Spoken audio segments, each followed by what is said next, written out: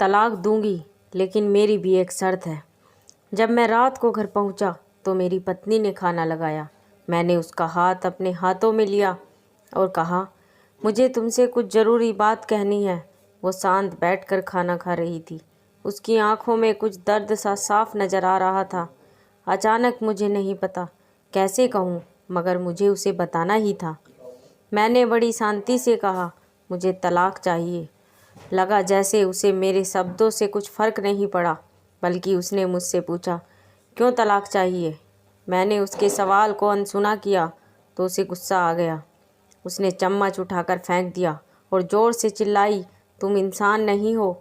उस रात हमने एक दूसरे से बात नहीं की। वो रो रही थी। मुझे पता था कि वो जानना चाहती थी कि आखिर ऐसा क्या हुआ जो हमारा रिश्ता टूटने के कगार पर आ गया। पर मेरे लिए उसके सवालों का जवाब दे पाना नामुमकिन था। मैं अब किसी और से, प्रिया नाम था उसका, प्यार करने लगा हूँ। अब मुझे उससे प्यार नहीं रहा। मैंने उसे उसके बरसों के प्यार की सज़ा दी थी। भरे मन से मैंने तलाक के पेपर तैयार किए। उसमें लिखा था कि वह पूरा घर, कार और कंपनी की 30% शेयर ले सकती है इस तलाक के बदले में। लेकिन उसने उन पेपर्स को देखा और उनके टुकड़े टुकड़े कर दिए। वो औरत जिसने मेरे साथ जीवन के 10 साल बिताए थे, वो आज मेरे लिए अनजान हो चुकी थी। मुझे इन 10 सालों का जो उसने मेरे लिए बर्बाद किए, मगर मैं क्या करूं? जो हो चुका है उसे बदल नहीं सकता था, क्योंकि मैं किसी और से, अपनी पत्नी से भी ज़्यादा प्यार करने लगा था। आखिरकार उसके सब्र का बांध टूट गया और वो फूट फूट कर मेरे सामने रोने लगी। मेरे लिए उसका रोना एक तरह से उसकी रिहाई की तरह था। तलाक की ये बात जो कई दिनों से मुझे परेशान कर रही थी, अब बिल्कुल साफ हो चुकी थी। अगले दिन मैं घर काफ़ी लेट आया। मैंने देखा कि वो टेबल पर बैठकर कुछ लिख रही थी। मैंने शाम का खाना नहीं खाया था, लेकिन फिर भी मैं सीधे ऊपर जाकर अपने कमरे में सो गया, क्योंकि पूरे दिन प्रिया के साथ रहने और कई जगह घूमने के बाद मैं थक गया था। वो शायद रात को उसी टेबल पर लिखते लिखते सो गई थी। सुबह उसने तलाक देने की शर्त बताई। वो मुझसे कुछ भी लेना नहीं चाहती थी। उसे सिर्फ तलाक से पहले 1 महीने का समय चाहिए था। उसने आग्रह किया कि इस 1 महीने में हम दोनों वही पुराना वाला जीवन जिए जितना संभव हो सके, क्योंकि आने वाले महीने में हमारे बेटे की परीक्षा है। वह नहीं चाहती थी कि हमारे टूटे रिश्ते का प्रभाव उसकी पढ़ाई पर पड़े।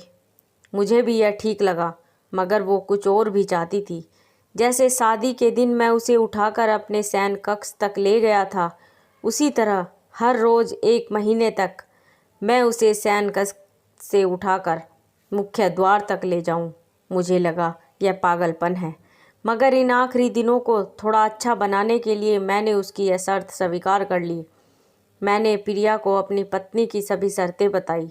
वो हंसने लगी। उसे लगा मेरी पत्नी कितने भी तरीके अपना ले, तलाक होना तो तय है। मेरी पत्नी और मैं किसी से भी इस दौरान नहीं मिले थे, लेकिन उस दिन जब मैं उसे पहली बार उठाकर गेट तक लेकर गया तो हम दोनों काफ़ी अजीब महसूस कर रहे थे। पीछे से हमारा बेटा भी खिलखिलाकर खुश हो रहा था। अगले दिन यह काम थोड़ा सामान्य और आसान हो गया। वह मेरे सीने से लगी थी और मैं उसकी खुशबू महसूस कर रहा था। ऐसा लगा जैसे कई दिनों बाद मुझे एक खुशबू मिल रही थी, या फिर कई दिनों से मैंने उसके होने का महसूस ही नहीं किया। पहले जितनी उसमें वो कसाव नहीं था और चेहरे पर कुछ हल्की झुर्रियाँ नज़र आ रही थी और बाल भी सफ़ेद होने लगे थे।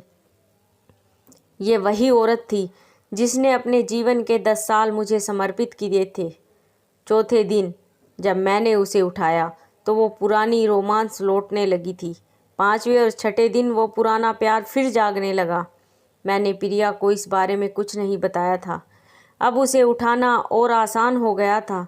शायद हर रोज़ यह सब करने का मैं आदी हो गया था। एक दिन वह अपनी पसंद की साड़ी निकाल रही थी, लेकिन कुछ खास नहीं ढूंढ पाई। उसने सांस भरते हुए कहा कि उसके सारे कपड़े बड़े पड़ने लगे हैं। तब मुझे पता चला कि वह काफ़ी दुबली हो गई है और इसलिए मैं उसे आसानी से उठा पा रहा था। मेरे दिल को एक झटका सा लगा। उसने अपने दिल में काफ़ी सारा दर्द छुपा रखा था। पता नहीं कैसे मैं आगे बढ़ा। और उसके सिर को छूकर देखा। अचानक हमारा बेटा आया और बोला कि पापा, ये तो मम्मा को उठाकर बाहर ले जाने का समय हो गया है। उसके लिए अपने पापा द्वारा मम्मा को इस तरह उठाकर ले जाते हुए देखना जीवन का अभिन्न हिस्सा बन गया था। मेरी बीवी ने हमारे बच्चे को बुलाया और ज़ोर से उसे गले लगा लिया। मैंने अपना चेहरा दूसरी तरफ कर लिया। मुझे लगा कहीं मैं अपना निर्णय न बदल दूं। मैंने अपनी पत्नी को रोज़ की तरह उठाया और बेडरूम से सिटिंग रूम होते हुए हॉल तक लाया। उसने प्यार से अपने दोनों हाथ मेरी गर्दन के आसपास रख दिए। मैंने उसे ज़ोर से पकड़ रखा था, बिल्कुल हमारी सुहागरात की तरह, मगर उसका इतना कम वज़न मुझे परेशान कर रहा था। महीने के आखिरी दिन जब मैंने उसे उठाया तो मेरे लिए एक कदम भी चल पाना मुश्किल हो रहा था। हमारा बेटा स्कूल जा चुका था। मैं अपनी कार से ऑफिस गया और कार से कूदकर बाहर आ गया बिना कार को लॉक किए। मुझे डर था कि अब एक पल की भी देरी मेरा इरादा बदल देगी। मैं ऊपर गया। प्रिया ने दरवाज़ा खोला और मैंने उससे कहा, सॉरी प्रिया, अब मैं अपनी पत्नी से तलाक नहीं लेना चाहता। उसने मुझे देखा और फिर सिर पर हाथ फेरकर कहा, तुम्हें बुखार तो नहीं है? मैंने उसका हाथ हटाया और कहा, सॉरी प्रिया, अब मुझे अपनी पत्नी से तलाक नहीं चाहिए। हमारी शादीशुदा ज़िंदगी शायद हम दोनों के ध्यान न देने की वजह से बोरिंग हो गई थी, लेकिन इसका मतलब यह कतई नहीं कि हम एक दूसरे से प्यार नहीं करते। अब मुझे एहसास हुआ कि जिस दिन मैं उसे शादी करके अपने घर लाया था, उस दिन से जीवन के आखिरी दिन तक मुझे उसका साथ निभाना है। प्रिया के होश उड़ गए। उसने मुझे एक ज़ोरदार चांटा जड़ दिया। मेरे मुंह पर वह रोने लगी और दरवाज़ा अंदर से बंद कर लिया। मैं सीढ़ियों से नीचे उतरा और आकर अपनी कार में बैठ गया। आगे एक फूल वाले की दुकान पर रुका और अपनी प्यारी पत्नी के लिए एक सुंदर सा गुलदस्ता लिया। दुकानदार ने पूछा कि इस पर क्या लिखना है। मैंने मुस्कुराते हुए कहा कि मैं तुम्हें जीवन के आखिरी दिन तक यूं ही उठाता रहूँगा, मेरी अर्धांगिनी।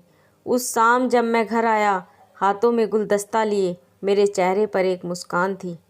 मैं ऊपर अपने कमरे की तरफ भाग कर गया, लेकिन तब तक वह मुझे छोड़कर इस दुनिया से जा चुकी थी, हमेशा के लिए। वो कई महीनों से कैंसर से लड़ रही थी, लेकिन मैं प्रिया के साथ इतना खोया हुआ था कि कभी ध्यान ही नहीं दे रहा। उसे पता था कि वह जल्दी ही मुझे छोड़कर जाने वाली है, इसलिए वह मुझे और मेरे बेटे के रिश्ते को टूटने से बचाना चाहती थी। मैं नीच उससे तलाक लेना चाहता था, लेकिन फिर भी उसने मुझे अपने बच्चे की नज़रों में एक प्यारा पति और पिता बना दिया था। जीवन की छोटी छोटी बातें रिश्तों में बहुत महत्व रखती हैं। बड़ा घर, बड़ी कार और बैंक बैलेंस ये खुशियों का हिस्सा ज़रूर बन सकते हैं, मगर अपनों के बिना इनकी कोई कीमत नहीं। धन्यवाद।